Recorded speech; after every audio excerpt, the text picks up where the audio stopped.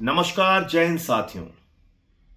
Summer शेष है नहीं पाप का भागी केवल व्याध, जो तटस्थ है समय लिखेगा उनके भी अपराध। सोनम वांगचुक, ये नाम तो आपको याद होगा।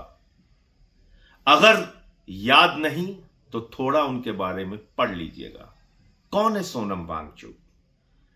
वो जो ऐसे बच्चों को शिक्षा देते हैं जो पढ़ने में कमजोर हैं, जो अपनी परीक्षाओं में फेल हो जाते हैं। उनके अंदर वैज्ञानिक विकास कैसे हो, उनके अंदर शैक्षिक विकास कैसे हो, वो कैसे एक मेधावी छात्रों की दौड़ में आ सकें, ऐसे बच्चों को पढ़ाने के लिए उन्होंने लद्दाख में स्कूल बनाया है। उनके ऊपर 3 इडियट्स फिल्म बनी है।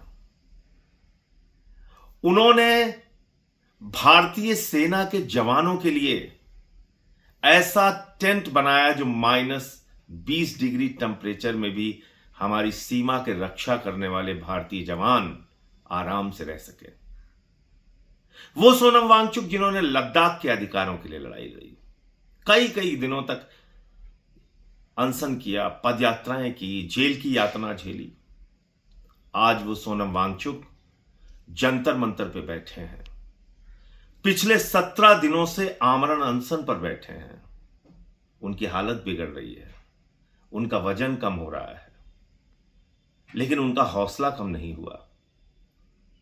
वो पूरी बुलंद आवाज में आज भी लड़ाई लड़ रहे हैं इस देश के नौजवानों की,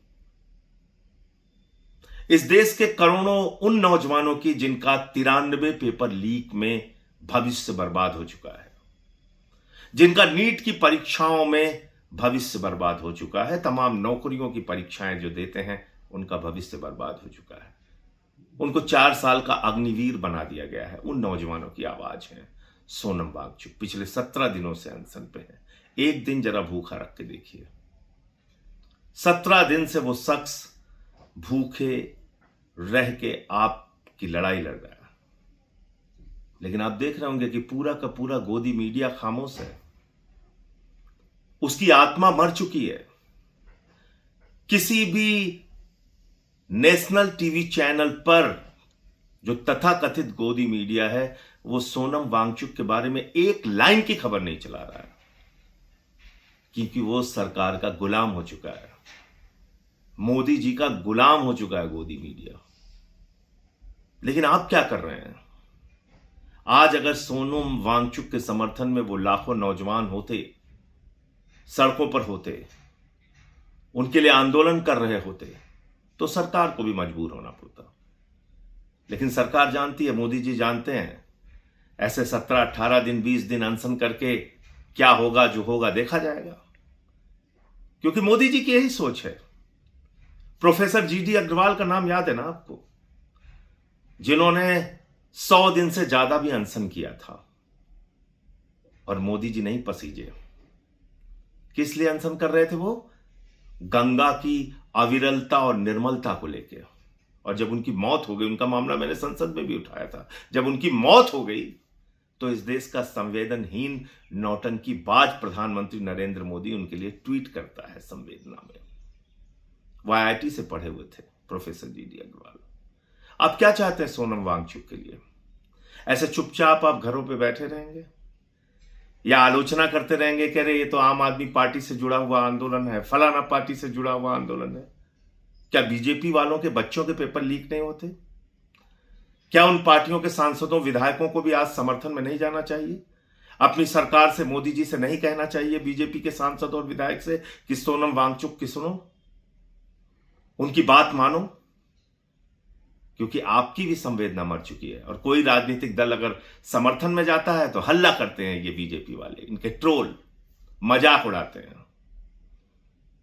अरे भाई, आम आदमी पार्टी अगर समर्थन में गई, मैं गया, हमारे पार्टी के तमाम और नेता गए, तो इसमें बुरा क्या है? यही तो आप नेताओं के लिए कहते हैं कि आप संवेदनशील हो, ऐसे मुद्दों पे बोलो, आवाज उठाओ।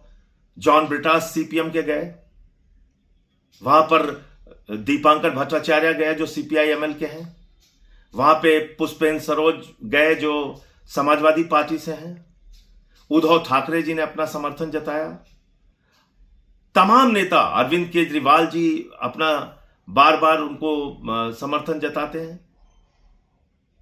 तो मतलब खुद बोलना नहीं है, कोई बोलेगा तो उसकी आलोचना करना है, उसको ट्रोल करना है, उसको गालियां देना है, ये कौन सी राजनीति है? तो मैंने तो तय किया है कि 20 तारीख को पूरे उत्तर प्रदेश में जो आम आदमी पार्टी की यूनिट है वो हर जिले में सोनम वांगचुक के लिए उनके समर्थन में आंदोलन करेगी, प्रदर्शन करेगी। आपकी जो जिम्मेदारी है आप कीजिए, आपको ठीक लगता है तो कीजिए, नहीं लगता है तो ना कीजिए, क्योंकि मैं इस अपराध बोध के साथ नहीं जीना चाहता या नहीं रहना चाहता कि एक आदमी जो हमारी आपकी, इस देश के भविष्य की, इस देश के करोड़ों नौजवानों की भविष्य की लड़ाई लड़ रहा था, हम उसका साथ नहीं दे पाए।